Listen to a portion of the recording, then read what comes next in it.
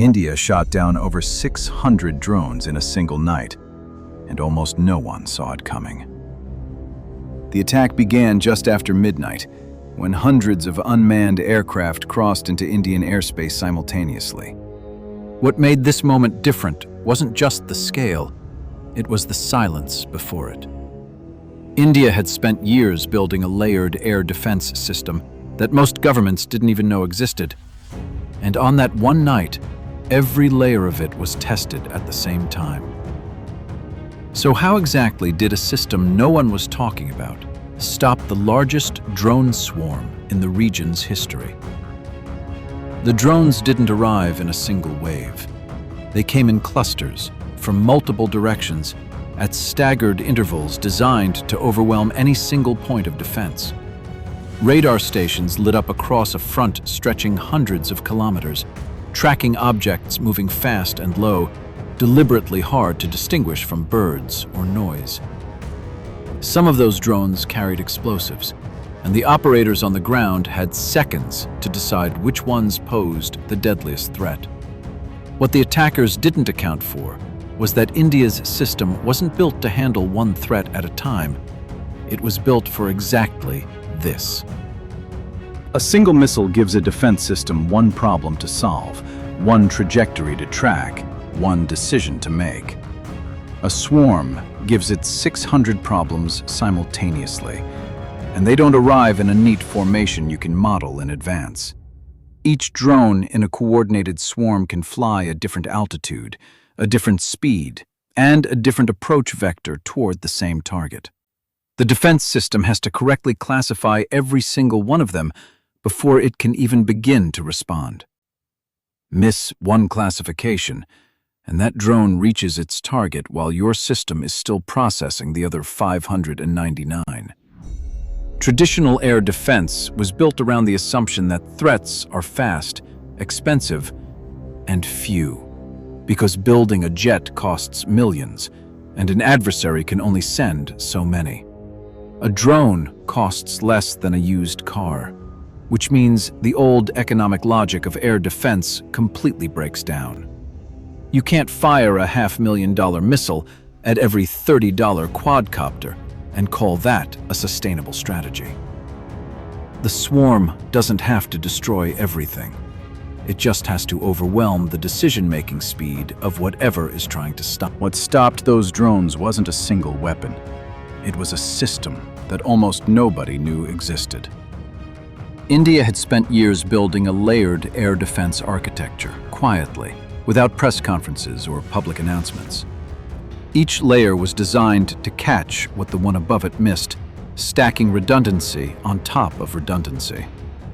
At the outermost edge, long-range radar networks were scanning the sky for anything that moved at low altitude. Closer in, medium-range interceptor batteries were pre-positioned to handle threats that slipped past the first screen. Closer still, short-range directed energy systems and jamming arrays were waiting for anything that got through.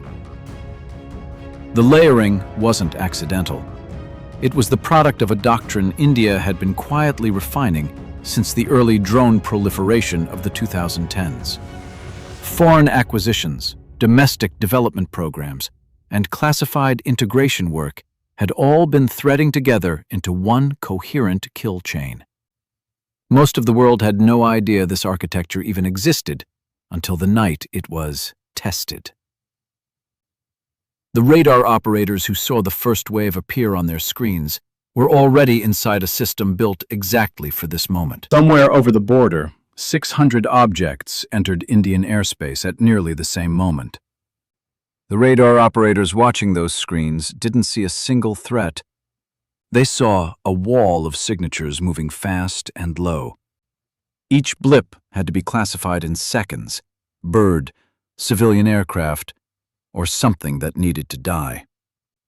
India's air defense network runs a layered sensor architecture, meaning no single radar carries the full picture alone.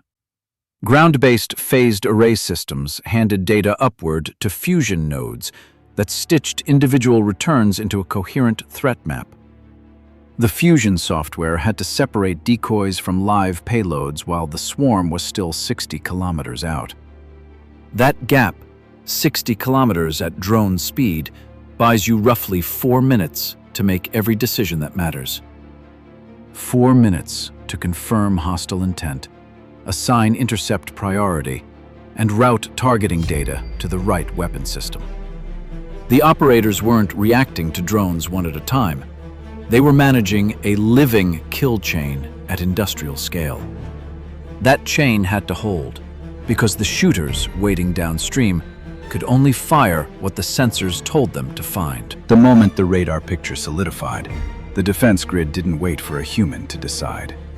The outermost layer activated first. Long-range surface-to-air missiles reaching out to 60 kilometers and pulling the largest drones from the sky. Anything that survived that reach entered the medium-range band, where the Akash missile system locked on and fired in rapid sequential bursts. Akash is domestically built, and that night it proved it could handle volume, not just isolated targets. Closer in, the DRDO's counter-drone systems took over. Directional jammers and hard-kill interceptors working the swarm's trailing edge. Each layer handed off to the next with almost no gap because the entire sequence had been pre-programmed into the fire control architecture. The operators weren't choosing targets one by one. The system was already choosing, and the humans were confirming. That distinction matters more than it sounds, because at swarm scale, human reaction time simply isn't fast enough. By the time the final drones crossed the inner threshold, short-range guns and laser-directed systems finished what the missiles started. What the world was watching was a choreography India had rehearsed for years without anyone noticing. The system held, but not cleanly, and that distinction matters more than the headline numbers suggest. Some drones punched through the outer intercept layer before the mid-tier batteries could reacquire and engage them in time. Those weren't failures of hardware. They were the cost of fighting a swarm designed to overwhelm sequencing, not just firepower. The operators had to make live triage calls, letting certain low-threat vectors run while concentrating fire on the ones carrying real payloads. That kind of decision doesn't exist in a training manual. It gets made in seconds, under noise, with incomplete data. What held the system together wasn't any single weapon. It was the shared targeting picture that let every layer see what the others were doing. When one battery exhausted its intercept window, the next layer already had a solution queued. The seams in the architecture were real, but the architecture itself refused to break under pressure. That resilience is exactly what the final count was built to measure. When the final tally came in, the number wasn't approximate. It was exact. And it was staggering. 612 drones intercepted across a single operational window of roughly 8 hours. Not one reached its designated target on Indian soil that night. The system didn't just hold. It performed at a level that most defense analysts had privately considered theoretical until that moment.